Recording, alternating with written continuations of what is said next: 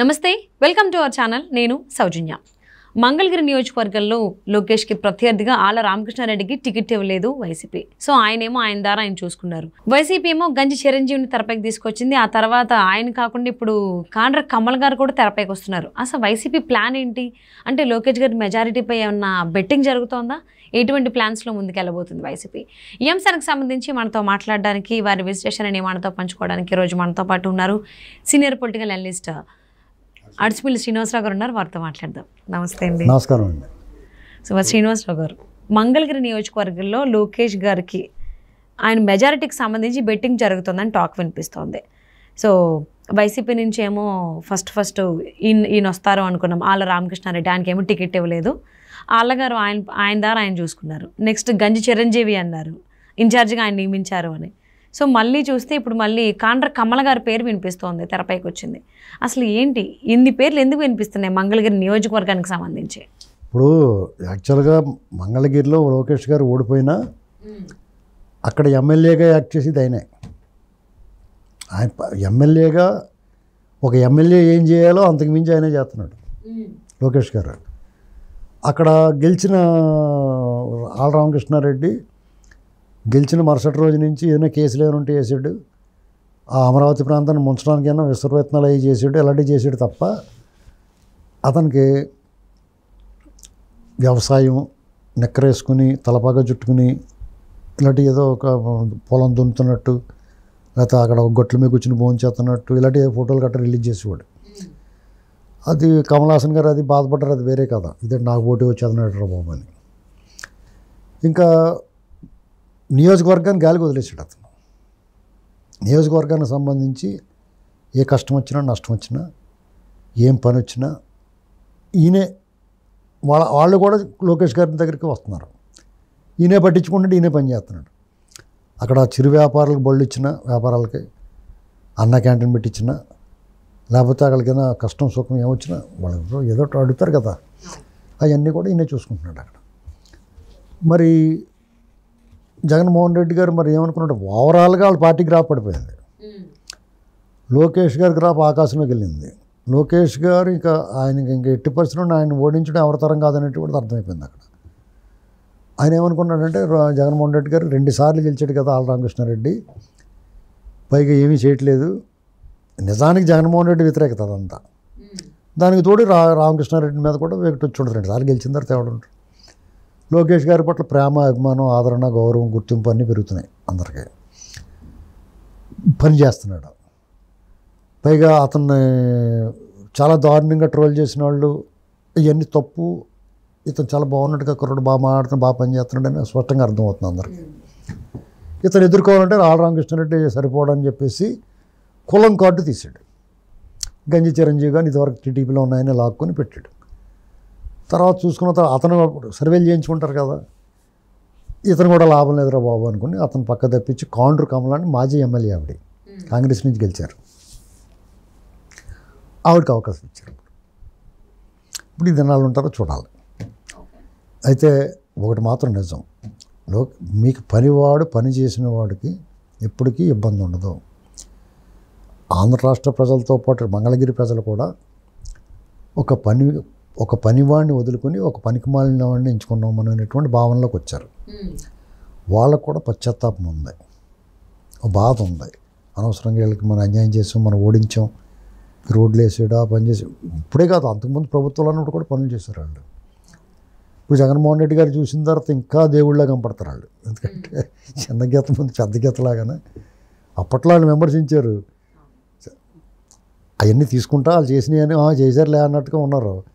ఈయన వచ్చిన తర్వాత అవి బాబాలు చేసినవి అప్పుడు అర్థమవుద్ది. ఏదైనా సరే మీకు గుడ్డు కారం తిన్న తర్వాత స్వీట్ తింటే ఎలాగ ఉంటుందో, లేకపోతే స్వీట్ తిన్న తర్వాత గుడ్డు కారం తింటే ఎలాగ ఉంటుందో అలాగ ఉంది. వాళ్ళకి చేదు విషం తిన్నట్టు ఉంది ఇప్పుడు వాళ్ళకి జగన్మోహన్ రెడ్డి గారి పరిపాలన. ఇవన్నీ చూసిన తర్వాత లోకేష్ గారికి ఇంకా బలం పెరుగుతుంది కదా.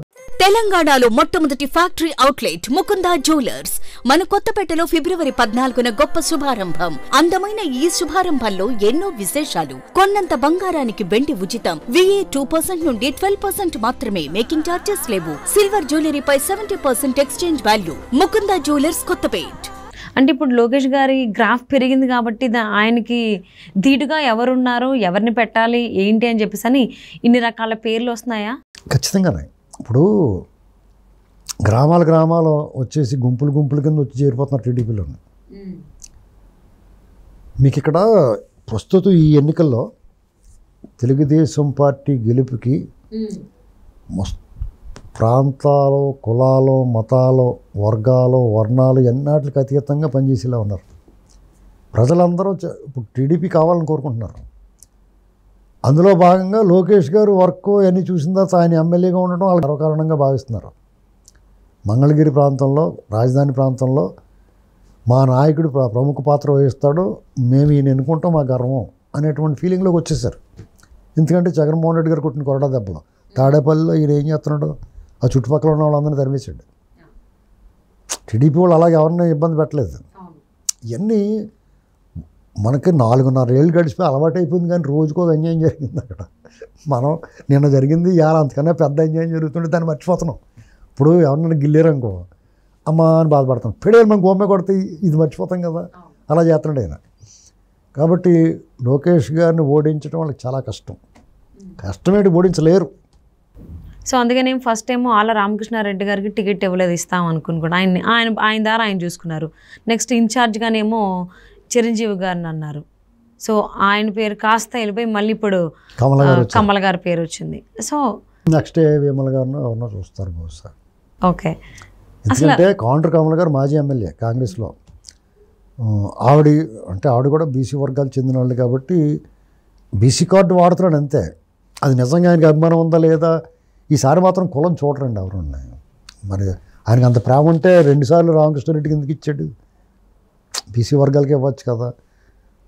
ఇక్కడ ఆయన అన్ని అబద్ధాలు ఆడుతున్నాడో, మోసం చేస్తున్నాడో, మాయ చేస్తున్నాడో అంటే అర్థమైపోయింది. బీసీల మీద అంత ప్రేమ ఉంటే రాయలసీమ 53లోను 53 నియోజకవర్గాల్లో, రిజర్వేషన్లు ఎస్సీ రిజర్వ్డ్ నియోజకవర్గాలు 16-17 ఉంటాయి. పోగా మిగతా దాంట్లో రెడ్లకి ఎంతమంది ఇస్తున్నారో చూసుకుంటే సరిపోద్ది అంతే.